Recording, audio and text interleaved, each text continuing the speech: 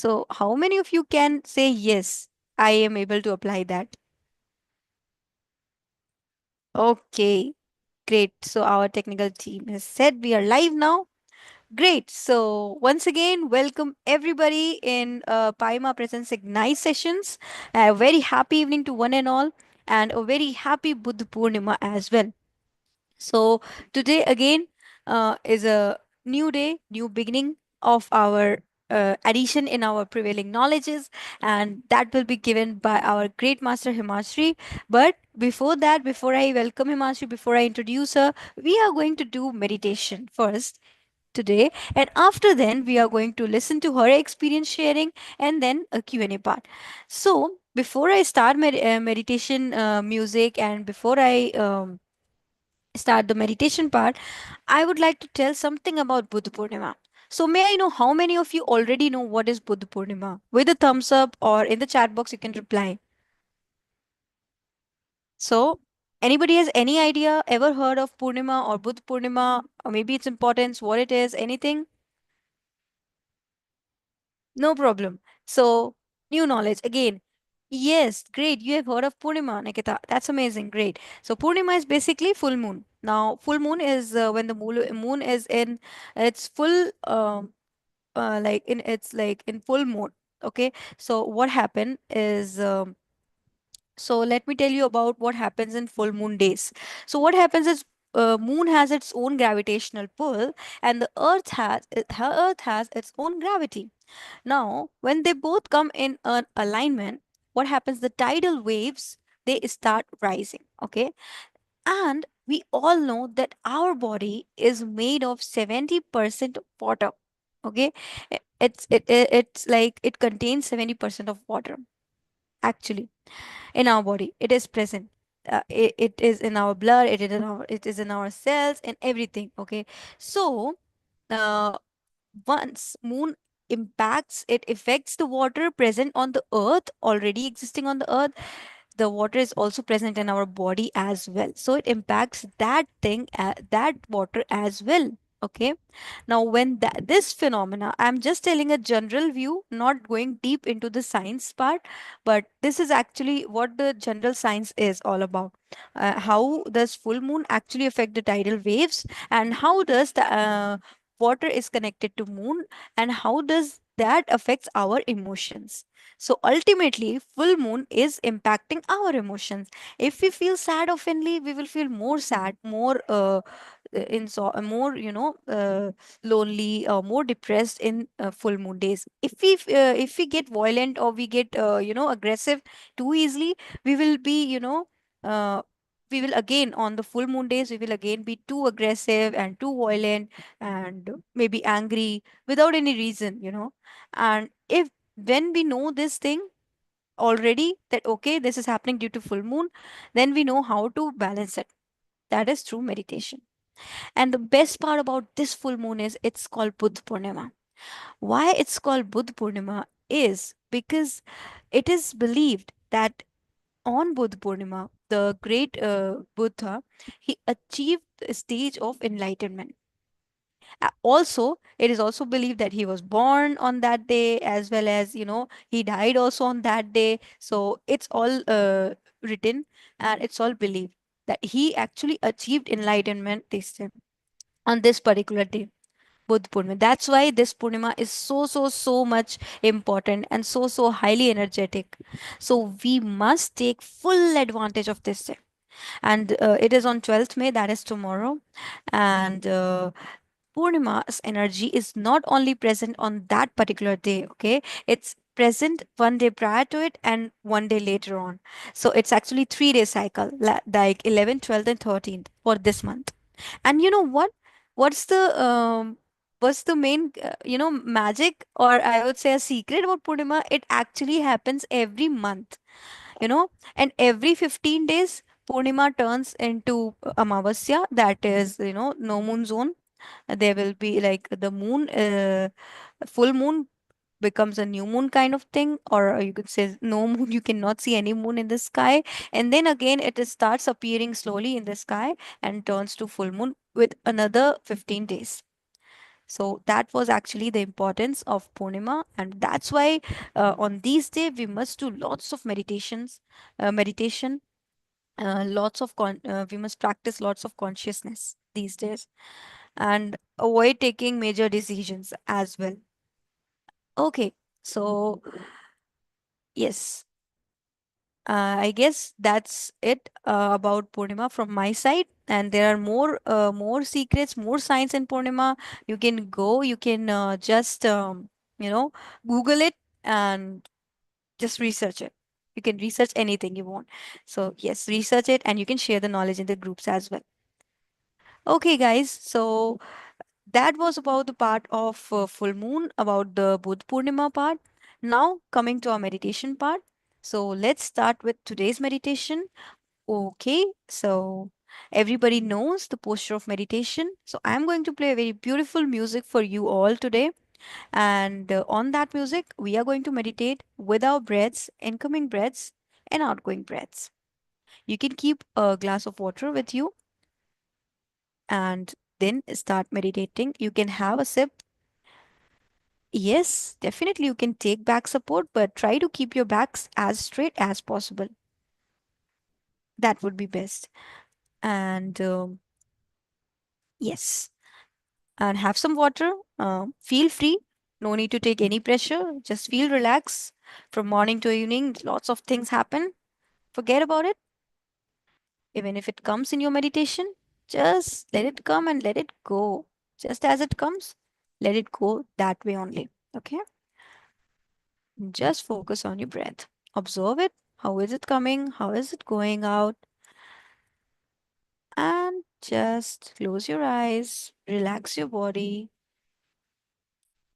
and just be with your incoming and outgoing breath.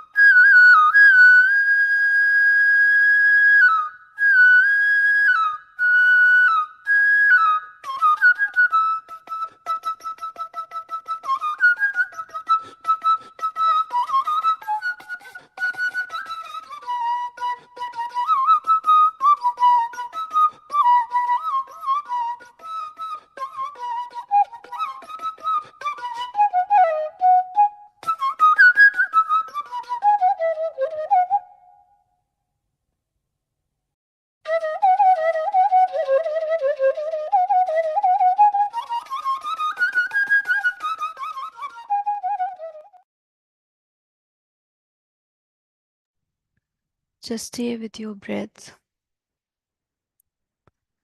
incoming breath and outgoing breath. Let thoughts come, let them go.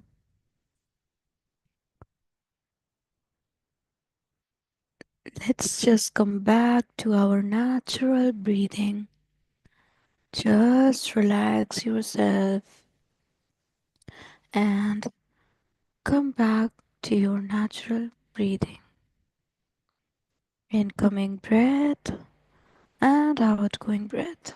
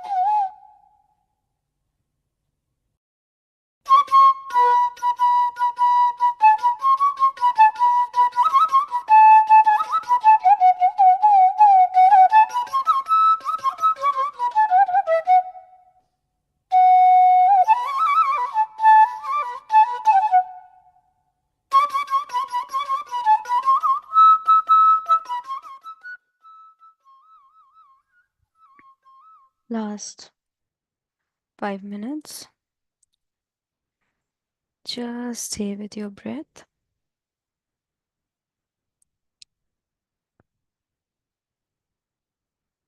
No thoughts, no voices, just you and your breath.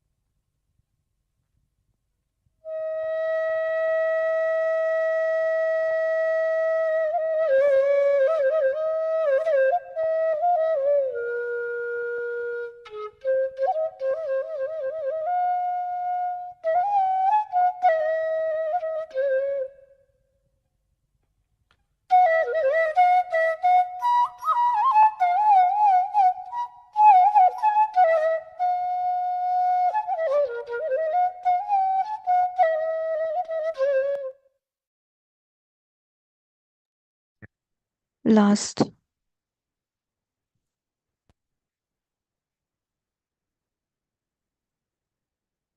30 seconds.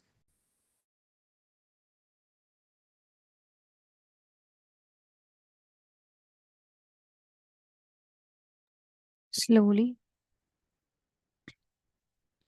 Let's come back to our consciousness, self.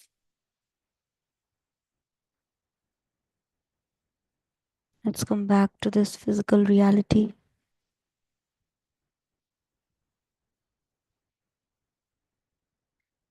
Keep your both the palms on your eyes and slowly you may open your eyes.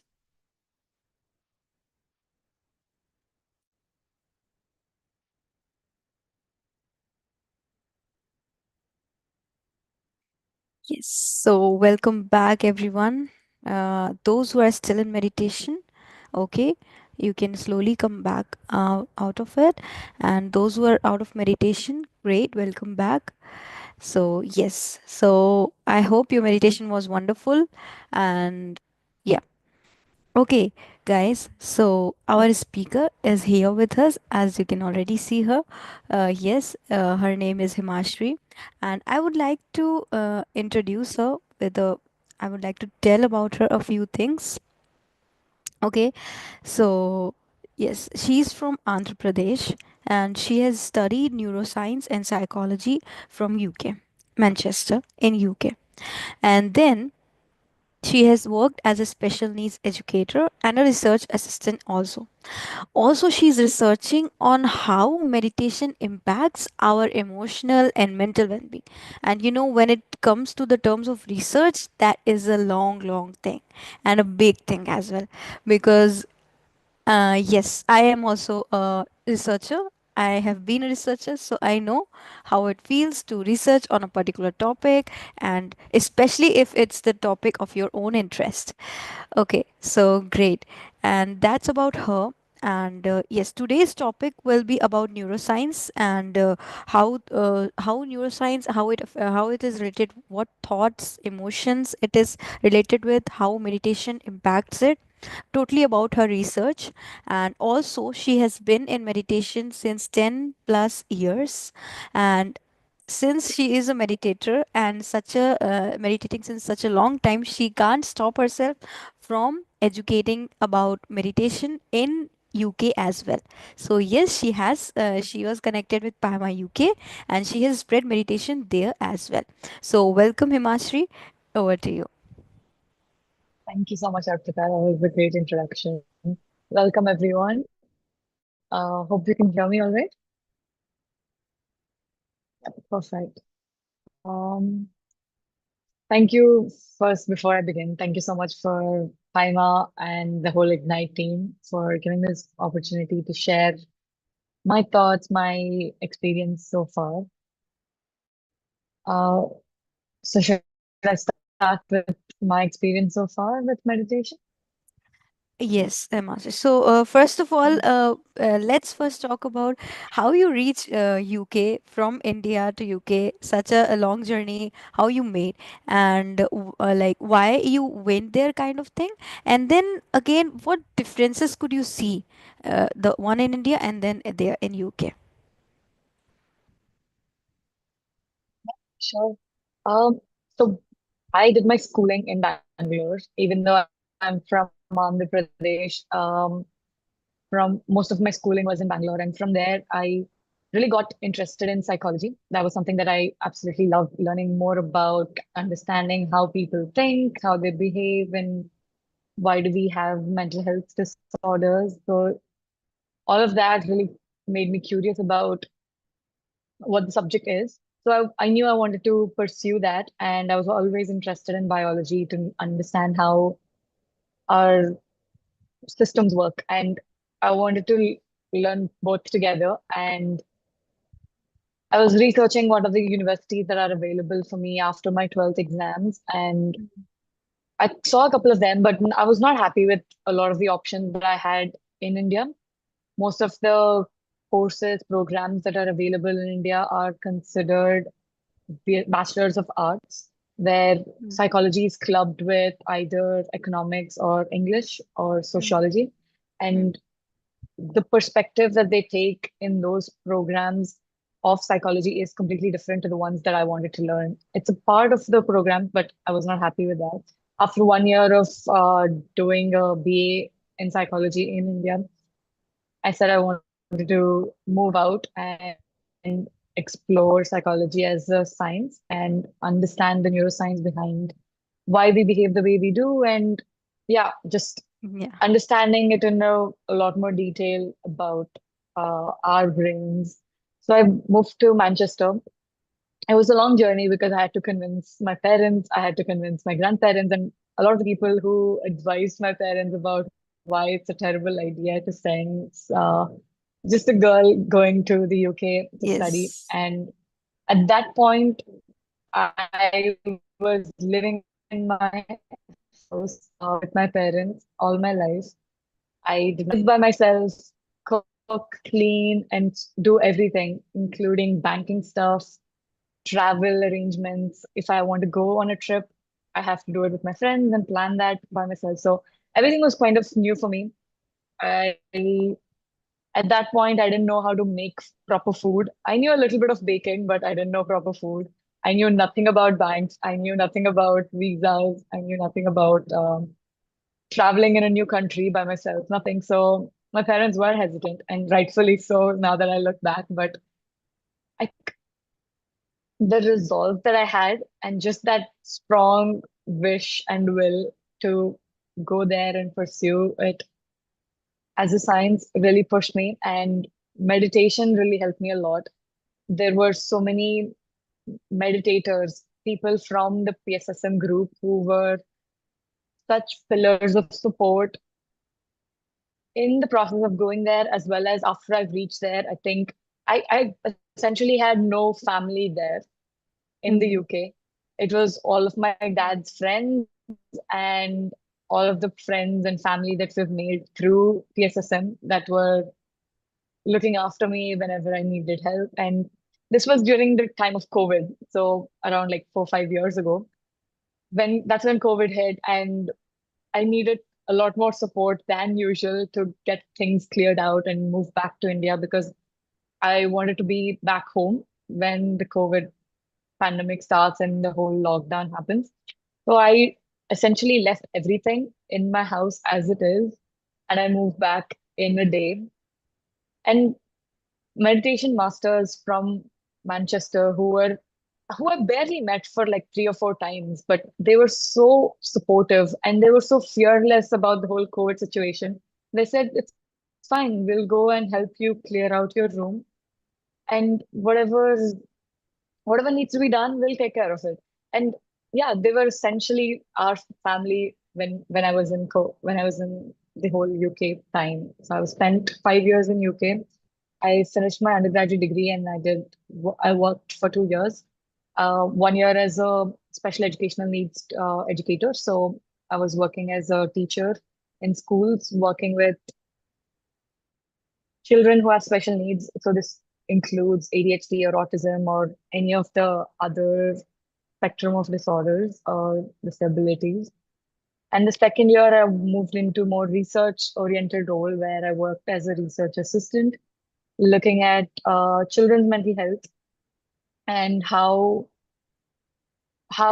we can create interventions or programs that can impact children in a much more positive way. And that aligned really well with my core beliefs about developing programs or doing 40-day programs or 21-day programs as part of PIMA. So yeah, I think I really enjoyed the whole process of my journey in the UK for the last 5 years. And now I'm back. I'm working still as a research assistant in an NGO, um, looking at how meditation or like meditation programs impact young people or just the population in general, how it impacts their mental health, not just elevating them from a disorder to a normal state, but helping them thrive. How can meditation help us thrive and live to our fullest extent?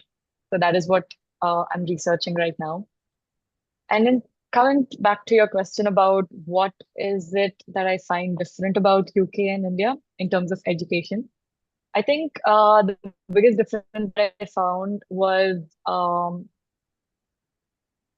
the capacity for a research and a scientific approach to education. That was the biggest difference I found that I absolutely loved. So in India, in the 1 year that I was here doing my bachelor's in arts, the whole program was intended in such a way that you learn the material that they teach you. So, for example, if they are talking about say cognition or thinking or memory, like memory might be a better example so everyone can relate. So they'll talk about how we have three systems of memory. We have the short-term memory, we have the long-term memory, and we have like different types of minds as well. So we have the uh, uh, like conscious mind, we have the subconscious mind, and the unconscious Yes, mind.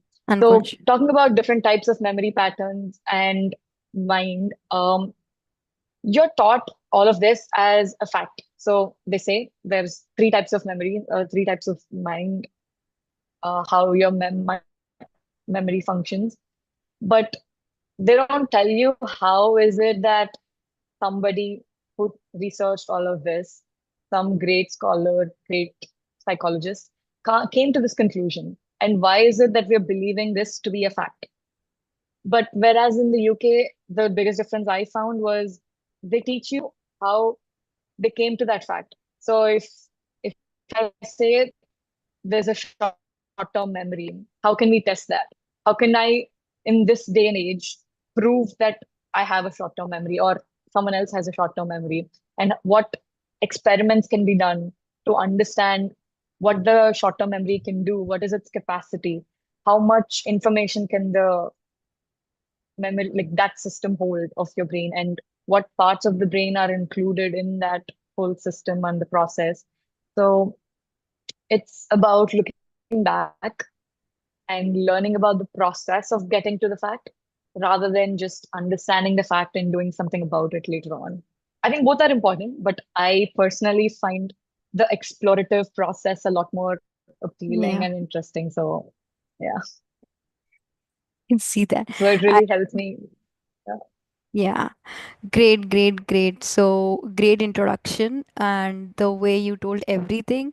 I first of all starting from your journey of all the research and everything from going from India to UK and then coming back to India, all these things. So that was amazing. I can see how excited you must be after convincing everyone and then finally moving there and then finally starting your journey there and then again coming back to India and being here. So that was again a great phase, a great experience of yourself. Lots of learnings you must be having from those days of UK and how you went, how you came, and what happened there, everything, who supported everything. And that too, you managed everything on your own. That is again a big achievement in itself as well, to learning new things and then applying those things in a different country all by yourself. That was great, amazing. And then yes, also one more thing I noticed, that you are more explorative towards things and more about how happened rather than what happened, more about how it happened, more about the process of everything rather than the conclusion only. Okay, that's great, amazing. So that's what influenced you or convinced you to move towards UK. That's great, amazing. So now, uh, the thing is about neuroscience. So what exactly is neuroscience and why are we like uh, focusing more on thoughts and emotions with it? Why is how is neuroscience associated with our thoughts, or you could say emotions, like that? The meaning, actually, the basic meaning. Why we are talking on that today? So, neuroscience, the general definition of that is a scientific study of how our nervous system works. So, the nervous system starts mainly comprises of our spinal cord and the brain. So, today we'll primarily mostly focus on the brain and some parts of the spinal cord, but not the whole thing. So, brain, like we all know, the biggest thing that it does for us is think. It it helps us be aware of what's happening around us. It helps us think. It helps us remember. It helps us understand emotions, feel emotions, and also it directs our behavior. So when we're looking at the neuroscience of our brain and how our behavior is changing, how our thoughts are changing, how our emotions are changing, it's it's important to understand it from the thoughts stage because if we want to change our behavior, because the change behavior is something that we see outwardly. So if we're taking, for example, habits, say I have a habit of reading a book, or maybe I don't have a habit of reading a book. But if we want to change that, uh, that habit, that behavior can only be changed once you change your thoughts and the emotions you are associating with the habit. You can either do it consciously or you can do it subconsciously or unconsciously. But that change only occurs because of a change in the thought, because of a change in the emotion. So that is why today's session is all about the neuroscience of thought and emotion. So that once we understand that a lot better, we can be more conscious in what we're thinking so that we don't have to rely on our behaviors to tell us what we need to change. It's too late by then. Imagine if you're feeling very angry or feeling very frustrated, you're yelling and screaming and breaking things or just being unpleasant to others and yourself. At that point, it's too late to change the behavior. So, what understanding neuroscience of the thought and emotions and gaining a control over our thoughts and emotion does is it helps us create a pause so that we move from a reaction, like an immediate reaction to a response, where we're more gathered, where we can understand what's happening, and then respond in a more appropriate way. So the goal is to understand ourselves better so we can behave a lot better. And that understanding starts with understanding your thoughts, understanding your emotions. And because my expertise is in neuroscience, that's what I'll be sharing with you all today. Yes. Yeah, so that's great. So yes, you said that your expertise is in it. So that's what actually we need. Someone from that area that can actually tell us what is happening inside that we are reacting in this way. And yes, actually it is too late. When once we have already reacted, it has already went into the moment. It has already created our personality in others' eyes. Oh, she reacts. Oh, she becomes angry too quickly, although we know how to meditate, although we know it, but what's the actual science behind how to actually improve it from the inside? So whatever is happening actually internally, and that's why it's coming outside, in our outer nature, in our behavior. So, and that is slowly it becomes our habit, and we don't even realize it that we have actually, it has actually captured us, have control over us rather than we controlling it. Instead of the fact that we already have a powerhouse in ourselves, still we just react. So yeah, that's great. From reaction to response, that's what we are going to learn today in nutshell. So okay, great. So now, how does one person can actually change their thoughts or change their emotions so that, or they can just start having a pause in their life before reacting, or before saying anything, before responding to a particular situation? So I'll take a few examples because this is a much bigger topic than it seems on the surface. Um, so how can we change our thoughts? So before we change our thoughts, I think it's important that we recognize our thoughts. Say, for example, I am sitting down to write an exam, or I've got a really big meeting where I'm pitching a beautiful idea that I've come up with. Mhm. So these scenarios are inherently something that causes us anxiety, makes us anxious, and it causes a little bit of stress. So when such scenarios, when such challenges come into our life, uh, our natural tendency for our brain is to respond in such a way that it helps us release the emotions we need. So it helps us release all the chemicals that we need to cope with that scenario. So, for example, when my brain recognizes that I'm stressed or something big is about to happen right now, then it automatically increases my heart rate. It automatically makes me breathe a lot faster. It releases things like cortisol, it's a stress hormone, and different other hormones that help me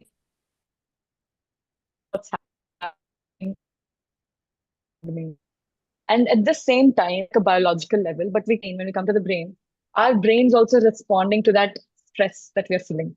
And our brain immediately says, okay, what is it that can help right now? So it will start pulling away resources from probably your digestive system. You don't need that. You don't need to digest food when you are feeling so much in danger. So it starts pulling away from digestive system. It starts assigning more blood into the systems that it thinks is very helpful. So it goes back into your memory. Whatever is strongly, strongly held in your memory, that starts replaying. Maybe a memory that you're holding is sometime ago you had a similar experience, and how did you cope with that? So last exam, what did I do? Last Mm, time I had a big presentation, what did I do? So your brain's mm, trying to gather all the resources about what worked last time, what didn't work last time, and it's trying to play all the scenarios, sort of like you type in, say, presentation, and immediately Google starts pulling out all the resources that you've previously used. Some maybe you've clicked on the same website 4 or 5 times in the last 4 or 5 days. So it brings that up first. The first yes. suggestion, first link that you get is what you've been using repeatedly, because Google knows that maybe this is what you want to open. Mm, So our brains also work in a very similar way. So as soon as I say there's an exam or there's a presentation that I need to prepare for, our brain immediately pulls up information about what is it that happened last time. So it's pulling out different memories. And when the memory comes up for you, the thoughts that you had while you lived through that event comes up automatically, and the emotions that you were feeling during that event come up and automatically. So it's our default mode network. That's the scientific word for it. It's the default mode in which our brains function in any given scenario. So imagine last time your exam didn't really go so well, and you associated that exam with fear. You associated that exam with low marks. You associated that exam with consequences like your parents yelling at you or you being disappointed in yourself. It's just sadness, anger, and frustration that are associated with that memory. Whenever you think of that, all of those emotions come up in your brain, come up in your body. mm, mm, And same with the presentation. Maybe you associate that presentation with something extremely positive. Oh, the last time I gave a presentation to the same group of people, they loved it so much. They gave me a promotion. I felt so happy. I felt so proud of myself. My parents were so happy. And I could buy all of these great things that I always wanted to. So you're associating that presentation with something extremely positive, and you're associating this exam with something extremely negative. So your brain automatically, now that you are in a new situation, even though it's new, your brain's pulling out all the old memories, all the old thoughts, all the old emotions. So, and our brains do this to help us. It's not because they hate, my brain hates me, nothing like that. So when this happens, what helpful? It's very helpful for us to sort of give a pause and say, okay, that's what happened last time because I wasn't prepared. But this time I am so much better prepared. So this will go much better. And I know that because my preparation speaks for it and my confidence speaks for it. But when our brain's pulling up all of these different default memories, our brains, we forget it. We tend to associate this new experience also with the old emotions. And that sometimes that can be helpful, sometimes that can be extremely unhelpful. So it's important for us to take a break, take a pause, and say, okay, whatever my brain is pulling up, it's doing automatically, but is it helpful to me right now? And then we can make a choice saying, okay, that was helpful in that scenario, but this scenario is different. And we can rewire our brain to say, this is rewire our brain to understand that every scenario is different. And our brain then inherently, with a lot of practice, starts taking that gap automatically, that question. So every time a new scenario comes up, your brain automatically comes up with a question. Is whatever I'm pulling up important? Is whatever I'm pulling up necessary, useful? Questions like that. And how do we build this gap? I think that's the biggest challenge. Okay, Mm. fine. I know I'm freaking out right now. I'm in the exam hall. I'm with my paper. I think I know the questions that are there. I remember vaguely that I read this somewhere, but how do I take a pause in that situation where the time's running and I have all the stakes at hand? This is my board exam and it's going to define my future, everything, all the thoughts are happening. So, how do we take a break at that point? That's where meditation comes into place. It's a great, great tool to recenter whatever you're going through. If we can just convince ourselves to take 30 seconds, 1 minute, or even 5 minutes at the time to just sit down and focus on our breath. Our breath really centers us into ourselves. It helps us think, feel a lot more clearly. And eventually our behavior also becomes a lot more clear. It becomes filled with intention and filled with choice rather than a default response, default reaction. It's filled with choice. You can respond a lot better. So, in scenarios where you don't have the time to sit down to meditate, that's when mindfulness comes into place. Mindfulness is our ability, our brain's ability to focus on one thing at a time and just that one thing. So instead of going back in time and remembering everything that has happened, with mindfulness, we can come back to the present scenario. And mindfulness techniques can be pretty simple. Breath mindfulness techniques are great. You can do box breathing, maybe breathing in for 4 seconds, holding for 4 seconds, breathing out for 4 seconds, holding for 4 seconds. So this 4, 4, 4, 4, imagine drawing a box while doing the breathing. That will center you in that moment and barely takes a couple of seconds. So this sort of breathing helps you be more mindful of what's happening. And if breathing is not happening, it's not easy for you. Everybody has a choice, everybody has a preference. So you can do different grounding techniques. Other grounding techniques is the 5, 4, 3, 2, 1 senses one. So you look around and you name 5 things you can see. And you can look around and name 4 things you can touch, or 3 things you can smell, 2 things that you Mm. can hear, and 1 thing you can taste in your mouth. What do you taste in your mouth right now? So something, there's so many different grounding techniques, but these are just two of them, and they work wonderfully, especially in my life during my stressful periods. So these are the grounding techniques I would recommend. So get grounded, be more mindful of your thoughts, then you can make a lot better decisions. And if you can meditate, that's the best tool there is to keep yourself grounded and create that space you need to make a choice and respond. Okay, that was I hope that's clear. Yeah. yeah, actually, that was a very great, yes, lovely point and amazing things mentioned in just this short time. You explained with such realistic examples and associated that Google one with our brain was actually a very connecting example, which I think everybody can connect with and understand it in a more easy way. Even those who have joined for the first time or maybe watched this video for the first time, they will also understand that okay, what is happening inside ours, and how we can actually control our reaction. And it comes with, it happens eventually. It doesn't comes at like, nothing happens in a day, right? It takes time. So even when we start meditating, we cannot just get healed in a day, or get from reactive to responsive in a respond manner in a day.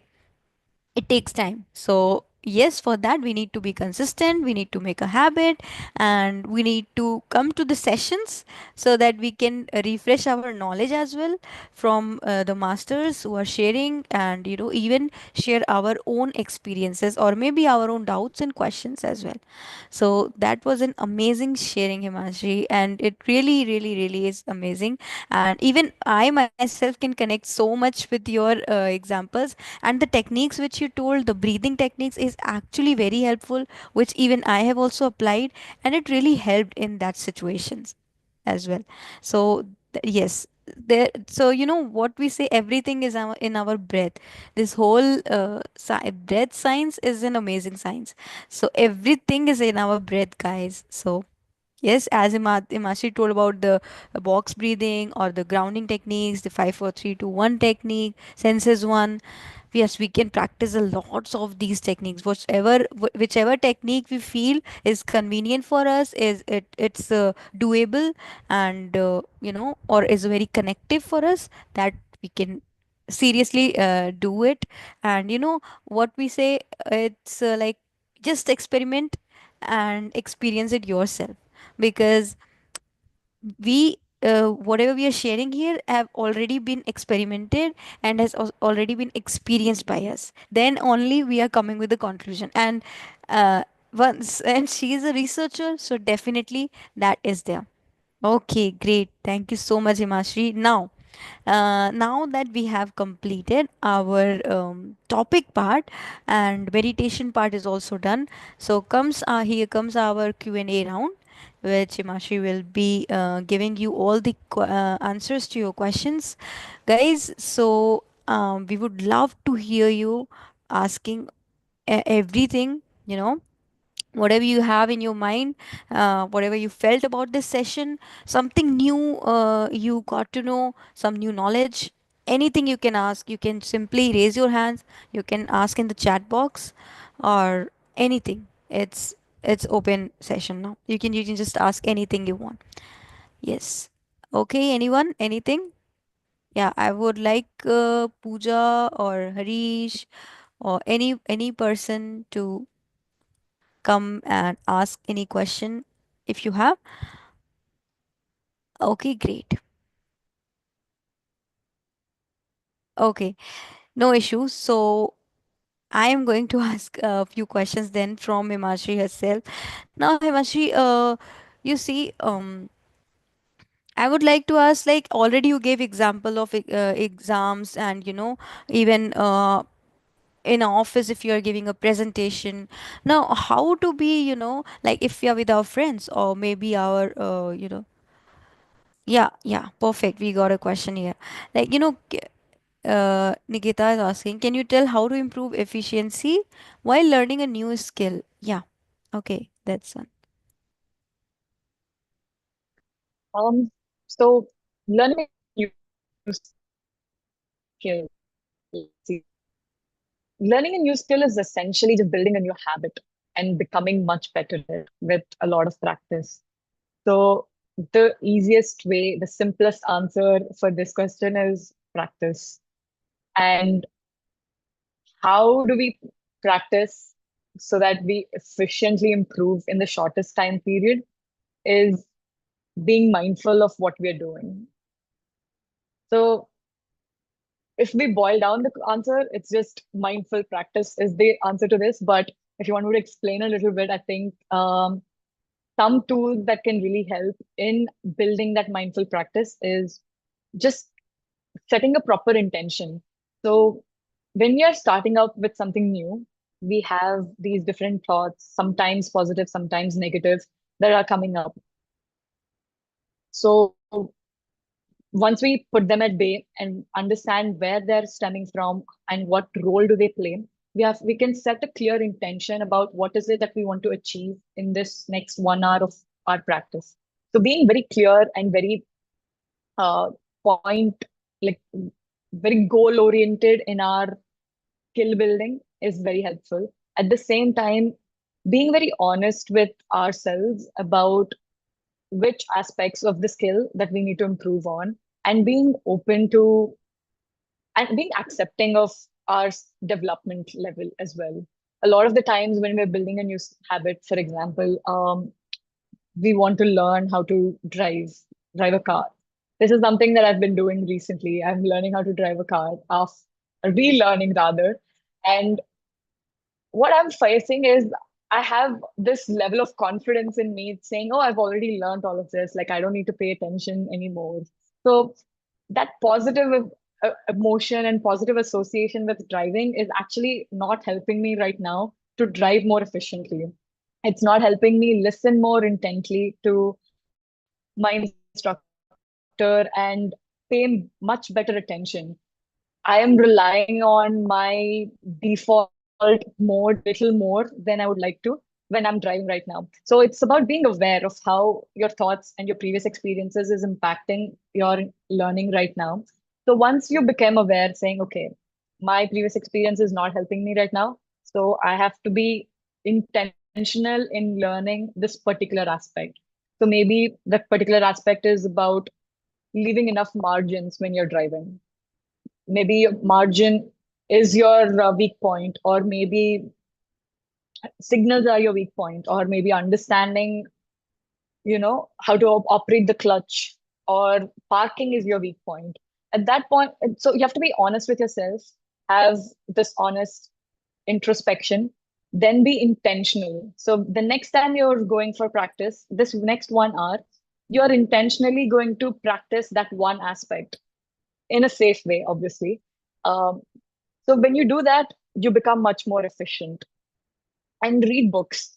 Whatever you want to do, read books if it's relevant. If it's not relevant to read books, for example, driving, you can't learn by reading books.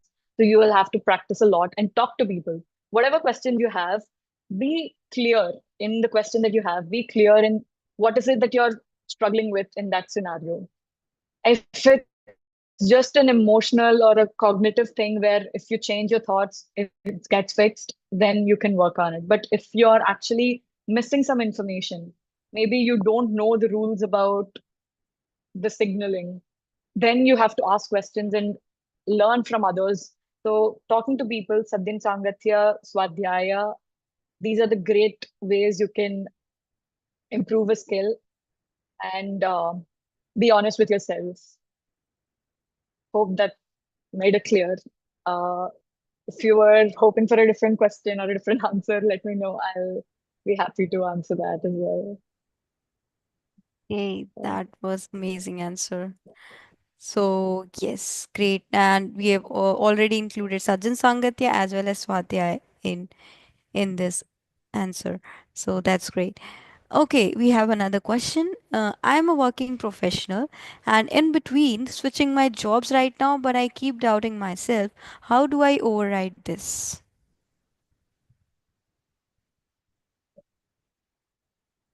So, how do I stop doubting myself? Great. I feel like it's a very common thing that a lot of us go through, even if it's moving between colleges or moving between jobs. It's very natural for us to have some amount of self-doubt about what's going to happen next, some sort of anxiety and stress. So I think first is to accept that this feeling that you're feeling is okay. It's a part of what your experience is right now. But at the same time, it's not about saying, okay, I'm feeling this, I'm forever going to feel this, I'm not going to put in any effort to change this. That's not the attitude. Rather, you come to yourself with compassion. I think that's the first thing we need to do. We have to be compassionate with ourselves, saying, I am feeling a negative emotion, I am having a negative thought, and that is okay because I am in control of what I feel, what I think, and I can easily change this. So Once we have this compassion with ourselves, allowing ourselves to go through whatever we're going through, that will take away the pressure. Because right now you must be feeling, oh, what's going to happen if I don't get this job? What's going to happen? Like you'll start thinking of all the negative things that can happen. And when that natural thought process of imagining the doomsday starts happening, I want you to be deliberate in your thinking and think of the miraculous outcome. So flip the entire scenario. If you're thinking extremely disastrous in your thoughts, I want you to just, even if it feels fake, even if it feels unnatural in that moment, I want you to take a bit of time and space to think of the best possible scenario. Imagine landing the absolute best job that you want with the highest pay you can imagine in the best city, in with a great group of employees and employers and colleagues. And the work environment is amazing. You have all of these amazing perks. You can come back home at a reasonable hour, or you can work from home. Whatever is it is that you want as the best possible scenario, I want you to think of that. I want you to even write it down if it's possible, if you like doing that. Write it down, and once you have thought about it and you've written it down, I want you to associate some feelings to it. So, how would you feel if that best scenario happened? Would you be feeling happy? Would you be feeling excited? Who would you share it with? Who are the people that you will call or you will go meet and tell them, okay, this has happened in my life? Who are you going to share this with? And I want you to go into a lot more detail about this visualization. So this process is called visualization, where you are imagining the best possible scenario and you're adding in all the positive emotions you will feel when that happens, and feel it right now in your body, and write down all the feelings that are coming up in your mind, in your body, as part of your visualization process. And after that, I want you to imagine the minute details, add more details to it, make it a proper movie, and actually feel it happening in real time. And once you do that, you will stop this repetitive negative thought process will go away, and you'll be a lot more confident.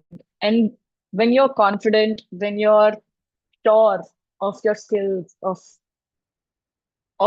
this divine plan or the consciousness or the quantum field, whatever it is that you want to call it, once you are trusting that whatever you want is happening to you, then everything will fall into place.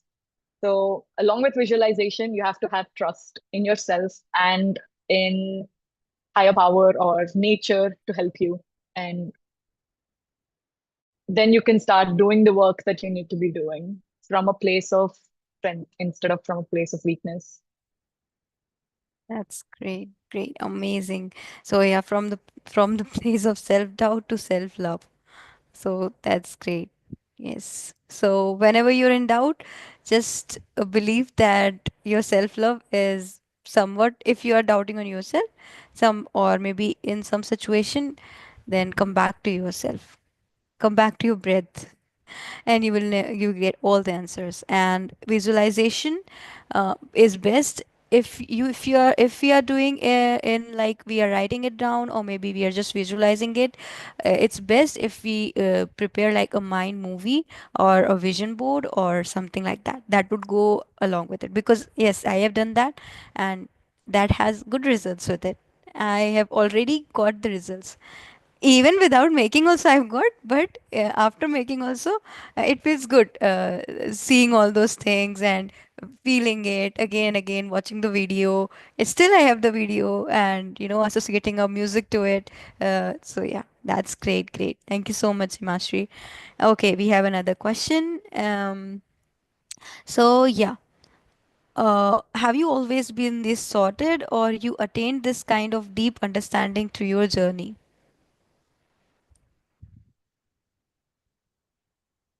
I was not this sorted. I think I should have shared a little bit about my transformation with meditation and along these. I was like I said, before I moved to the UK, I did not know anything. And to be honest, I didn't even have the confidence to learn things by myself. I was a very shy person. When we go to a restaurant, I make my friends order for me, or if I don't like the food and I have to send it back, I can't do it myself. I need someone else to speak up for me. That was how I was. Now I'm a lot more confident and I'm a lot more self-assured. And there was a point in school, I think even during my 12th grade, we had to give a presentation in front of the classroom. The classroom wasn't even that big, and it's people that I've grown up with, people I see every single day, day in and day out. Even then, I was so nervous. I remember even now the amount of sweating I had and just the shivering I felt in my bones when I was up in front of the classroom giving my presentation that I prepared weeks in advance. And I remember every word of what I was going to say. Even with so much preparation, even after knowing who the audience is, everything was in the known, and I was still so scared. I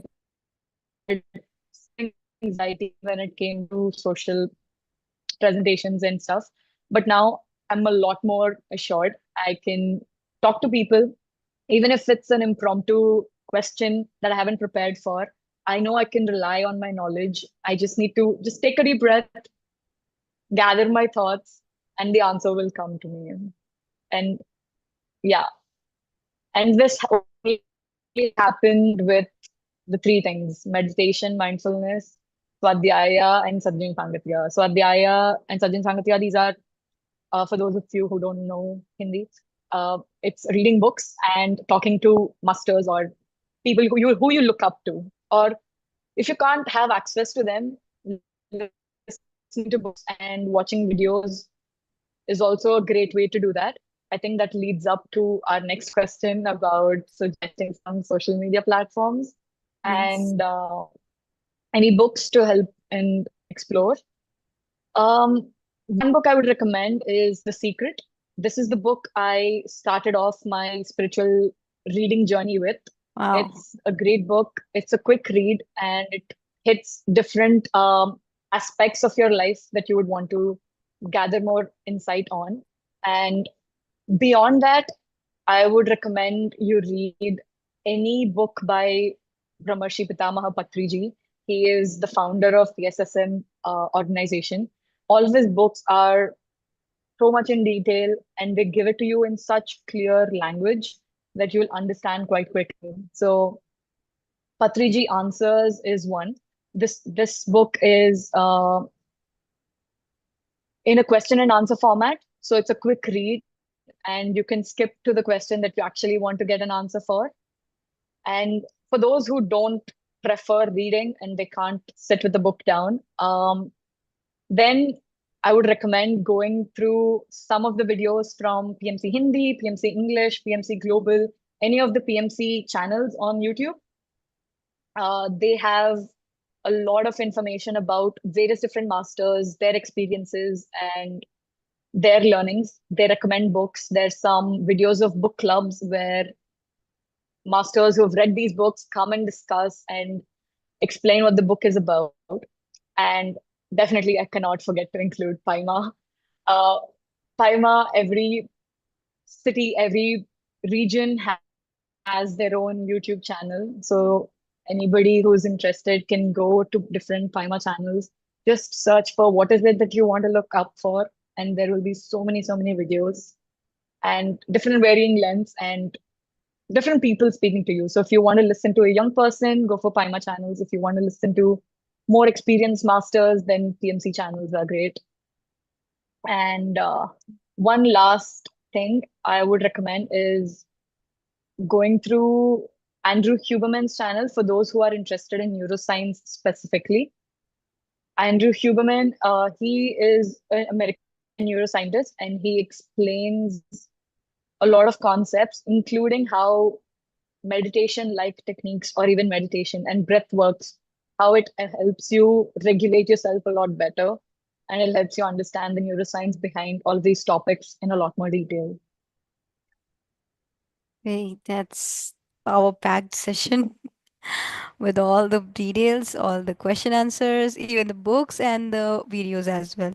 And yes, that's great. Thank you so much, Himashri, for amazing session, and thank you so much, guys, for this amazing participation, meditation, and yes, we will meet again and in another session of Ignite. Thank you so much, Himashri. Till then, yes, see you again, everyone. Bye bye. Happy night. And yes, thank you again. See you all soon. Bye bye, everyone. Thank you. Thank you so much. Thank you. Thank you so much to everyone who joined and the entire team. Good Great. Bye. night. Take care.